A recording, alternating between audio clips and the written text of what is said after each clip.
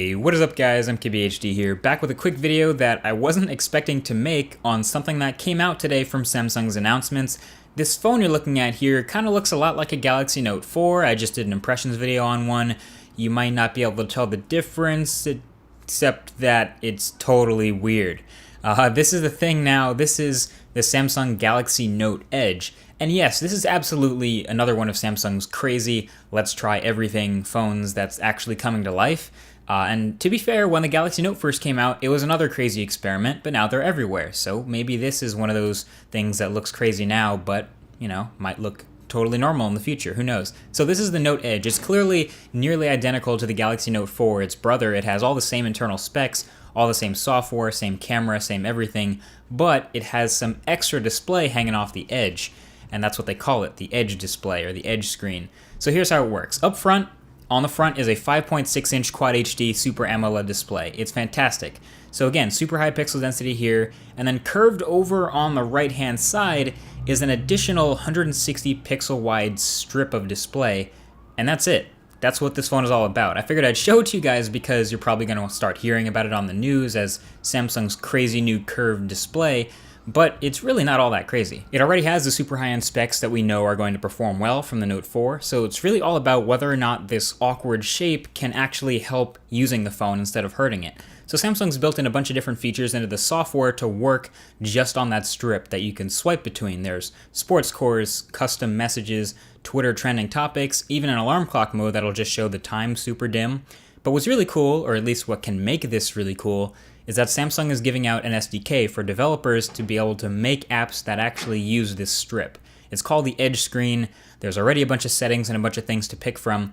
But the other thing people aren't talking about is when you really want to take advantage of that entire front display, that strip needs to get out the way. And when I spend time with it, it looks like it does a pretty decent job of doing so. So like when I'm watching a YouTube video and I go full screen, the bar disappears, so it's fine. It leaves this faint text that says my Galaxy Note Edge, but I think it should really be just pitch black.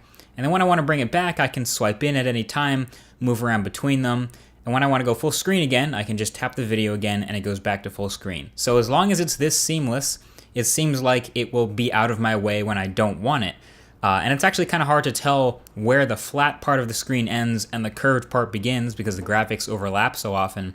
But I could see this kind of stuff being useful to someone once they get used to the swiping gestures to bring these tools in and out of view. There will always be people saying, that's really dumb, I'm never going to use that. But again, some people will probably be willing to try it. I think the one thing they drew up pretty well is these quick tools, which are a swipe down from the side, and they provide this quick access anywhere to tools like a stopwatch, a voice recorder, or even a ruler. And what makes them so great is they operate entirely in the side panel, so they're not like a window hovering over the top of your main activity. This is true multitasking because they're just over the side next to what you're doing. They're not interrupting. That's pretty legit.